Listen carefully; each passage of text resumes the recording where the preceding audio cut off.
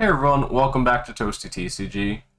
Today's video, I'm doing some replays on the XYZ Chaos Recruiter deck that I played. I did deck profile on a couple months ago for GOAT. It's a deck that I did really good with, so people were wondering how's the deck play, what are some plays you make. There's a lot of people interested in that. So I figured I'd just do some replays showing me playing the deck, answering any kind of questions, going over my thought process on each play, just overall, just how plays I make, what I'm thinking when I'm playing the deck, to hopefully answer all everyone's questions. So get right into it. I got I believe 5 replays today, so you guys check out. It's all sorts of different decks, so it's not like watching the same deck over and over again. So I hope you guys enjoy this, and let's get right into it. So we did go first, most of them, because paper always wins. Delinquent Duo in the opening hand's great. I set to Koichi and Ring.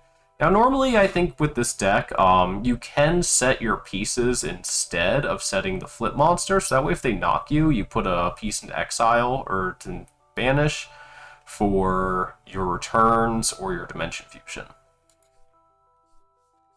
So he's playing just this really interesting flip deck where it's all about changing monsters to attack and defense.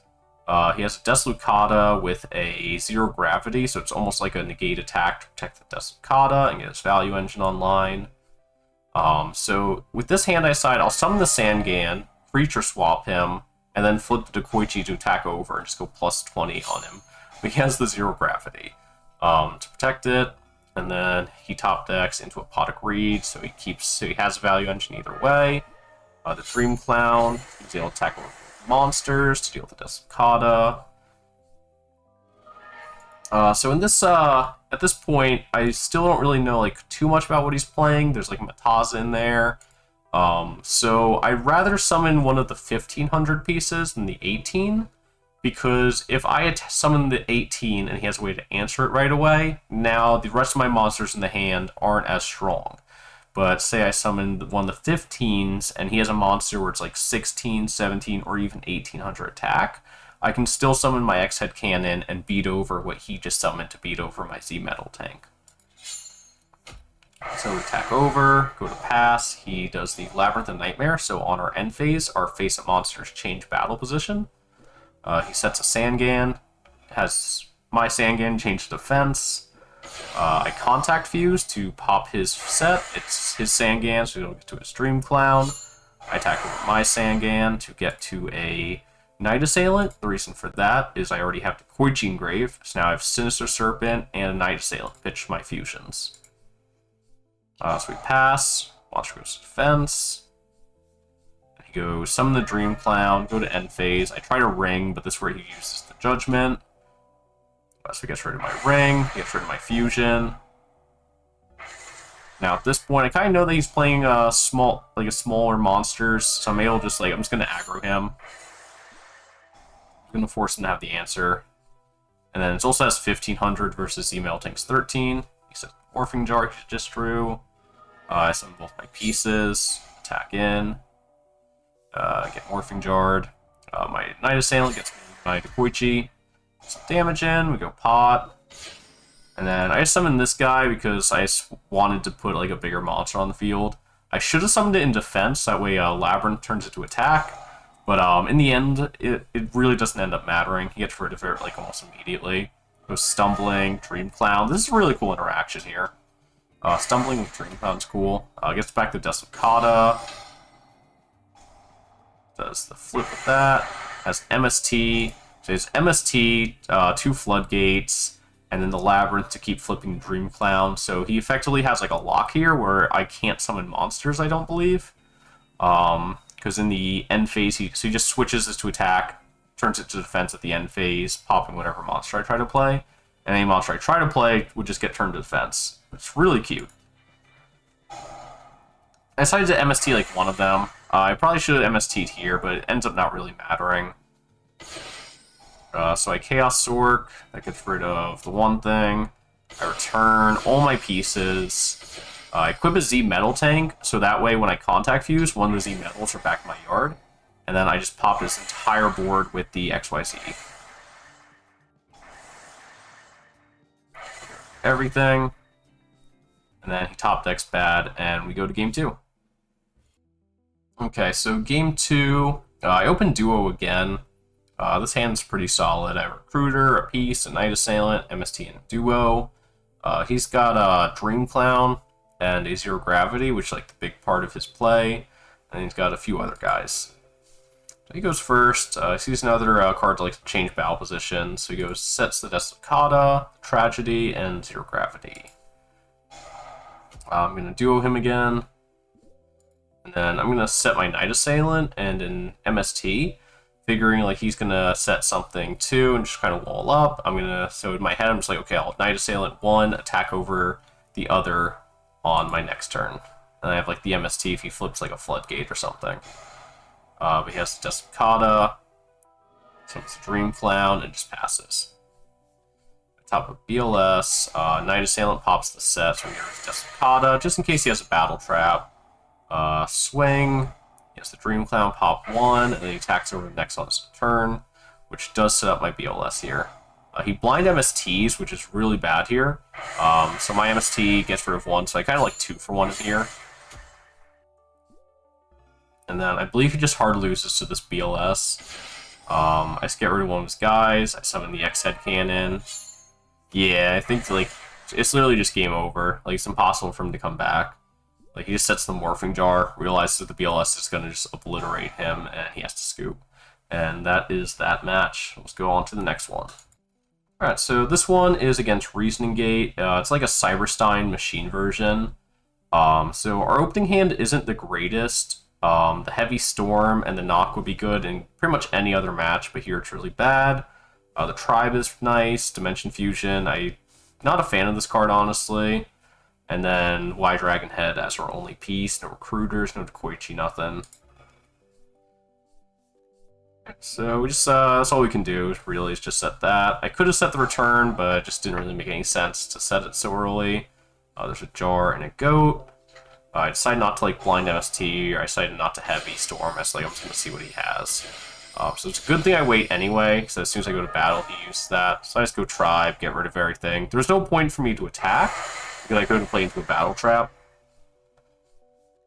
And then we just set the MST, he has True Nade, and I'm pretty sure we just get OTK'd here. I called 8 for DMOC, and I think he hits like a Cyberstein, if I'm not mistaken. Let's see, because yeah, so he hits a Cyberstein. I think he just wins here. Like, it's insane. Yeah, he summons, like, that, like, does the Monster Gate. Then he hits the DMOC, gets back the Megamorph, and we just automatically lose. Alright, so on to game 2 here. This hand's a bit better. We have a Dekoichi and a Shining Angel, so we can play around, like, if his board goes a little too wide. So we just set the Shining Angel. He has a Tomato, which he attacks with. That's going to get me a Warrior Lady, so I can try to get rid of his Recruiter. He has a Mirror Force and a Jar set. So we just attack right away. He gets Mirror Forced. I set my Shining Angel and just pass there. Draws a Judgment. He sets the Judgment, turns his Tomato, and passes. So then I go Prima. Summon X-Head, and then we just go attack here. Get rid of that. Get rid of that. Hit him for 18. Then he just, I believe, yeah, sees another Tomato. I decided, like, it's probably another Recruiter, so that's why instead of attacking, I just figure I'm just going to set my guys, because if it was a Cyberstein, he probably would have summoned it, or he would have kept it in his hand. There's not really a whole lot of cards that Reasoning Gate plays that they can just set, so I figured that's probably a Recruiter to get him to the Cyberstein. So I don't want to leave anything in attack for him to crash the Tomato into. He just has another Tomato. We're kind of just like walling here. I contact an XYZ. He judgments it. I set the Return, so I'm all set to do it again next turn. He hasn't True Nade because there's no point really. But then I just go Return here. Summon literally everything. I think at this point, I probably could have just made XYZ, pitched my hand to pop all of his monsters and kill him with the Warrior Lady and the XYZ. So that was an option. I just, for some reason, I chose not to. I was like, okay, I'll just go wide and go with the Warrior Lady. So either way, like, it didn't end up mattering, but it's definitely something I could have done better there. Yeah, because I leave him at 800 instead of killing him, which is definitely like a bit of a miscalculation on my part. But it didn't end up mattering. There was not a single card he could have played here, I don't think, to save him. Like, if he summons the Jowgen and outs the XYZ, I just flip both of these and kill him. Cyber Sign was dead. Cyber Jar would just die to the XYZ. So there's really no way for him to save himself there. And then we're on to game 3. Alright, so game 3, this hand's like okay. I have a Smashing Ground for if he puts out Big Monster turn 1. I have Shining Angel to kind of like survive, like goes too wide. I think like his hand's like insane. Like, so he goes double Jar of Greed. I set the Dekoichi instead, which I probably like. I could have set like the Shining Angel, but like this is insane. Like the 2 reasonings, the Monster Gate, like is actually insane. So this time I call 2 for the Stein, but instead I believe he hits a Blowback Dragon and gets a good coin flip. Yeah, so he goes Blowback. He wins the coin flip. I try Stein again. And then this time he gets a Fusler. He Monster Gates. Monster Gate gets him. What does it get him again? I think it gets him Stein now. Like, no, it gets him Demok. At that point, like, there's literally nothing I could have done there. Because he's just going to get, like, some other crazy card out. There's literally unwinnable there, fortunately. But on to our next match. Alright, so this match is up against, like, this discard deck. It's very cool. It's kind of like my my Don's Luke deck. I did a few deck profiles on for Edison and Goat. So right away, I believe we just go first. We set the Y Dragon and play around to knock. He has Duo. So I pitch the Assailant, get back the Dekoichi. He has a Tribe, a Drop Off, and a Magic Drain. So nothing happens there, but then he has Drop Off from my top deck. And I just want to get rid of the Tribe, so I attack over it. And the reason for that, like, instead of going like set the Dekoichi and like try to wall him out, was so I attack over the Tribe, and now he has to discard to out a, like, effectively almost like a vanilla monster. So it would have felt bad if he had to like use his back row to out my X-Head and then discard another card just to get rid of this. So I'm just like, okay, I could probably just like aggro him out. If he has an answer, he has to like really pay to get rid of like my 2 monsters. And either way, he ends up having to pay to Lightning Vortex it. So I decided to just play it safe, even though like I'm kind of like on the beat down here. I could have played a little more aggressive, I think. This pot, it gets Magic Drained. So we get Koichi. I could have summoned another monster, but I didn't want to like get like blown out like a Snatch Steal or something. Let's have like just play it safe again. Like, you'll notice I play very like defensively. Even when like I have like a really good lead, if there's any back row, I really play very defensively. I don't like playing too aggressively unless I'm playing like a warrior deck where I just have like a bunch of back row, including like a judgment or 2. So in this type of deck, I do like to play like I'll attack like 1, maybe 2 monsters to like play around as much as I can. Alright, so game 2 of this match is honestly like just absolutely crazy. So he goes first. He sets the Zalug and a Raigeki break. I duo him. And then I decide I'll also play defensively with a Dust Tornado and a Dekoichi, which gets hit by a Mind Con. So he takes the draw, hits a Drop Off, hits with the Zalug too. Like, it's actually insane how much like hand rip he gets. I Dust Tornado, the Drop Off. Now he still has the Geki break, so I figure I'm just gonna run into him, so in case he has a Battle Trap, which he effectively does. I just summon the Shining Angel and I'm chillin', but then he top decks a Tribe. So he gets rid of the Shining Angel, and then gets in our card. He gets the 50-50 win, too. So he gets rid of the X-Head instead of the Metal Tanks. Now we have to make tough decisions. I top deck a Warrior Lady.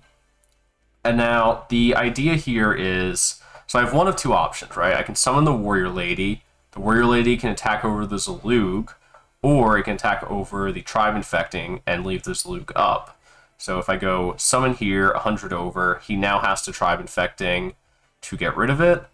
Or the right option is I summon the Z Metal Tank and I attack over the Zalug, and now he can still either discard to get rid of it and then put me down to 1,000, or attack over it, but then I have the Warrior Lady to just like put us to a blank board state. So that's what we do here. Just attack there. He attacks over instead of discarding, so top decks Charity. Yeah, it was literally like he top decks like anything, I just lose, so I just didn't even care. It's like, might as well, and then I top deck a BLS anyway, and I'm able to just like hit him for 4,400.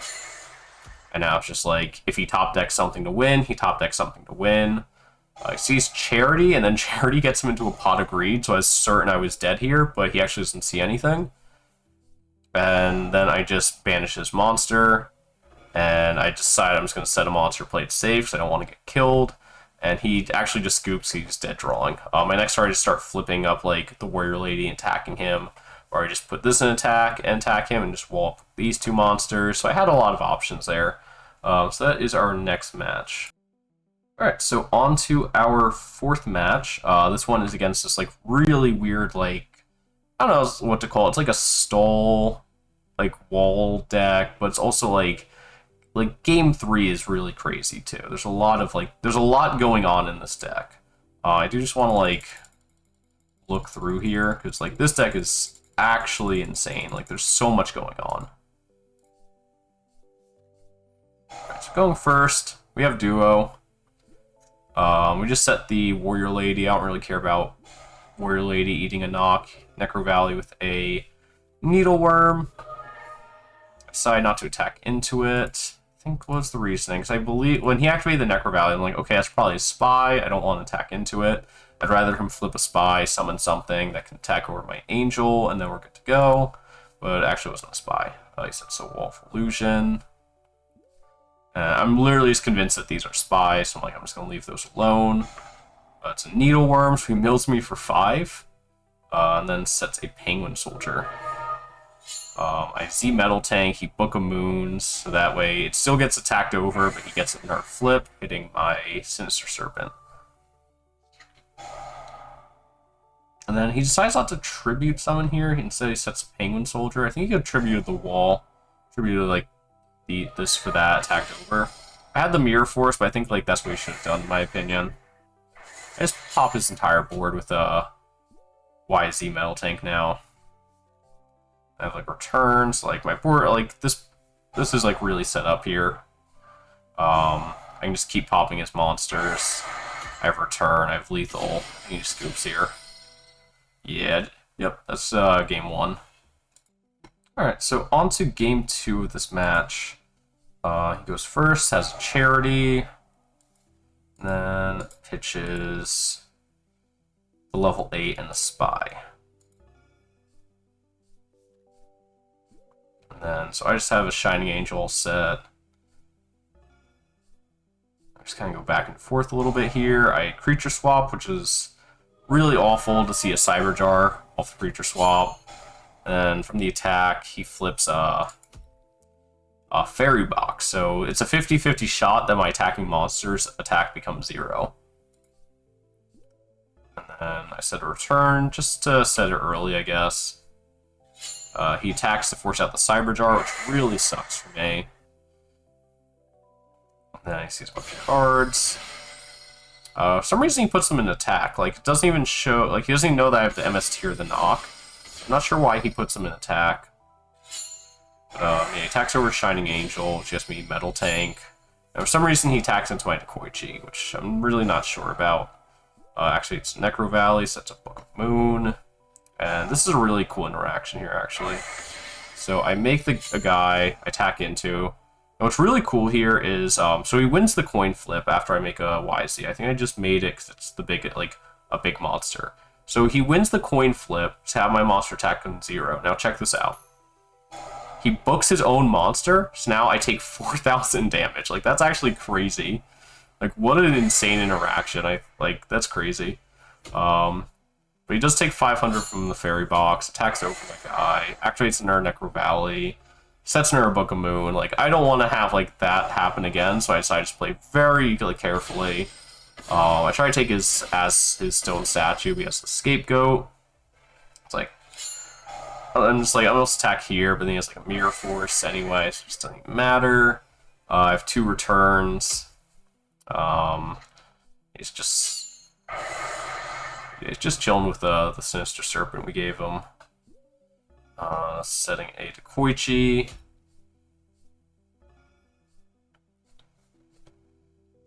So I'm going to flip the Dekoichi, drawing into a ring. The Breaker eats a Book of Moon, so I can't out the Fairy Box or the Necro Valley. Then he sets the Magic Cylinder. So I try to attack over the Serpent. I think, yeah, we get over it. Some damage in. Top deck's the Heavy, so he lets the Fairy Box go, so it's a Morphing Jar. We, like, go, like, absolutely balls to the walls here. Get our guy. Yep. It's like, when I contact Fuse, Piece goes to the grave, I knock his guy. Summon the BLS, get rid of the statue. We put everything in attack here. So we swing everything, and then we just lose to a Magic Cylinder. Like, literally, like, I lose this game to a Magic Cylinder, unfortunately. Like, even in my head when I'm attacking, like, the only way I lose is if that's Magic Cylinder. But what I was gonna do otherwise was attack with this, dropping him to 15, and then I had a ring, which I could set. So I was in just a really strong spot. But unfortunately, I was also at like 15 something, so I don't think it was possible. Yeah, there's really nothing, like, no way to get around that Magic Cylinder unless I just chose not to attack with the XY. But I had, like, really no way of, like, knowing it, unfortunately. Alright, but now we're on to Game 3. Alright, so Game 3, we have a pretty solid hand. So we start with Charity. I believe I set my Chaos Sork off of it, and then I set a Shining Angel. And we just get absolutely hosed by this guy. So this was a big misplay. Shining Angel should have gone into Warrior Lady, no questions asked. This absolutely huge mistake not going to Warrior Lady after he did Horus. And then I believe this is another mistake here. So I make 2 misplays in the course of 2 turns. So I'm not sure if it mattered. Yeah, because I would have gone like Pot of Greed. Yeah, it was literally irrelevant. But what I should have done was gone Y Dragon Head or Z Metal Tank equipped to the other. So that way, when Horus attacks, the equipped card is destroyed, so the monster, so he wouldn't be able to get to the 3rd mode. So, like, I hit Pot of Greed, and it's like, yeah, I was just never seeing the out, unfortunately. Either way. Yeah, so then he has, like, a Penguin Soldier. And, like, you can literally just, like, I can, like, stop the replay here, because, like, it's literally unwinnable here. Like, he has the Penguin Soldier, and he literally, like, with the 2 Penguin Soldiers, just, like, keeps looping them. It makes it literally impossible to set monsters. I'm not drawing, like, Mirror Force or any out to this. So it's literally just unwinnable, unfortunately. So, yeah, we're just going to go on to our last replay. Alright, so on our final match, this is more of like a Horus aggro deck.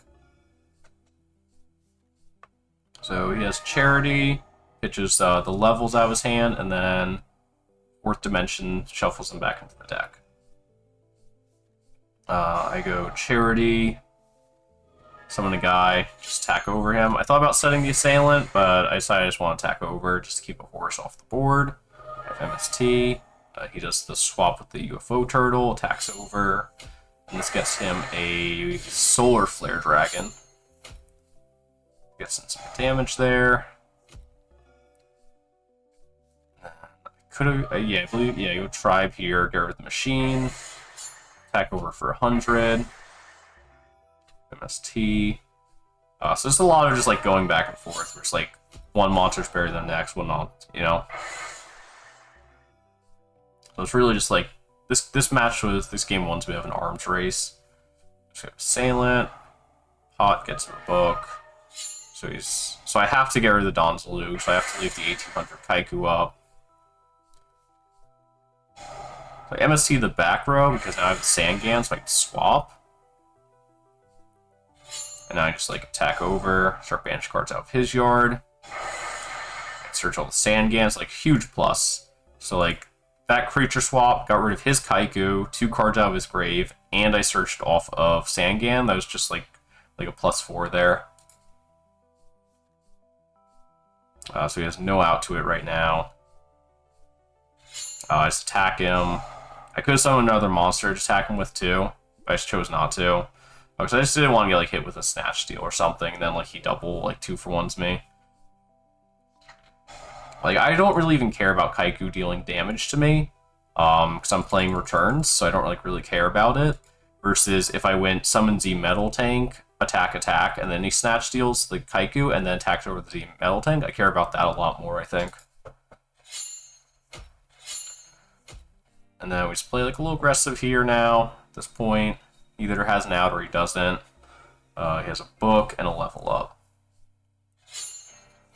Yeah, I believe he books here. Don't think he sees an out. I think this is just game 2. Yeah, he sees a decree. Yep, and then we go to game 2.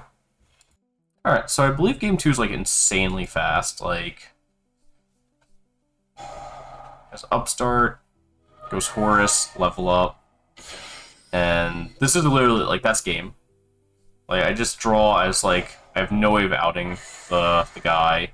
I have both returns in hand. Like, my removal is my, like, Chaos cards and Mirror Force and Ring. Like, there should probably be a Torrential Tribute in here, but I just don't have it in this deck. Yeah, it's literally, basically just get FTK'd. Like, that's unfortunate. And then we're on to the 3rd game of this match. Alright, so this is the final game, final match. So opening hand's pretty solid. He has 2 pieces of the Trinity though, so like this is a crazy grind. Alright, so we're gonna start with the Assailant. The reason I do this is to play around if he goes turn 1 Horus, so that way I have an answer for it right away. He goes Pot, he draws the Horus, Charity, pitches Upstart and a Morphing Jar, and then he does summon the Horus, so I have the Assailant for it. So that is pretty great. Accepts the Decree. Pot agreed, getting MST and BLS. Attack with the Angel. He has another Decree. He sets the Zalug. So as soon as he says a monster, I was like, okay, we're going to go defense, swing a bigger monster. And it's a really good thing that we did that. It's a Kaiku, attack over my Shining Angel. Gets me into Z. And these, now we can pop back row. First thing we do is contact. I go after the set. Since he chains it, it doesn't destroy.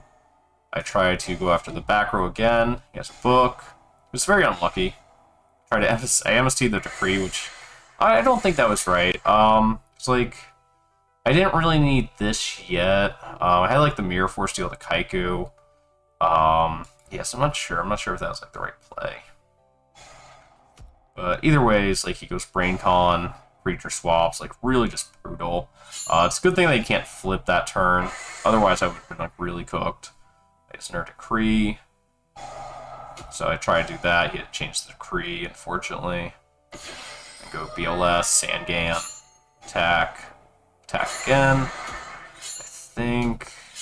Yeah, I believe we just win off this. He doesn't top deck, I don't think. Yeah, top deck's an Upstart into a Heavy. And that is it. We're able to win from there. So I hope you guys enjoyed these replays. I hope like I answered some questions you might have had about how the deck plays. It's a very cool like take on Chaos Recruiter, really. It has like these like little fusion package with returns. So it's a very fun deck. There's a lot of like little plays that you can make that like can make or break a match. Like they're like the plays I'm talking about where it's just like I think I could have done this a little differently, are things that, like, if I play this deck like a lot, I probably would have caught on to more. But I played it like a few times and put the deck down. But the deck's very fun. It's a very cool take on Chaos Recruiter. It doesn't feel like super generic. Doesn't feel like the same Chaos Recruiter everyone plays. It's really fun. Like, playing Shining Angels are cool. Warrior Lady, all like the pieces, and like how like Shining Angel, you kind of do have to decide like carefully what you're recruiting, instead of like most where it's like Shining Angel into Shining Angel into Shining Angel into Warrior Lady. Like, you have actual Shining Angel targets and get like creature swap, which you guys know is one of my favorite cards. But yeah, that's about it for our replays. If I didn't answer any questions, let me know if there's any questions you guys still have. If you like what your thoughts are on this type of deck. And definitely check out the deck profile if you want to see like the ratios, everything. And I'll catch you guys in the next one.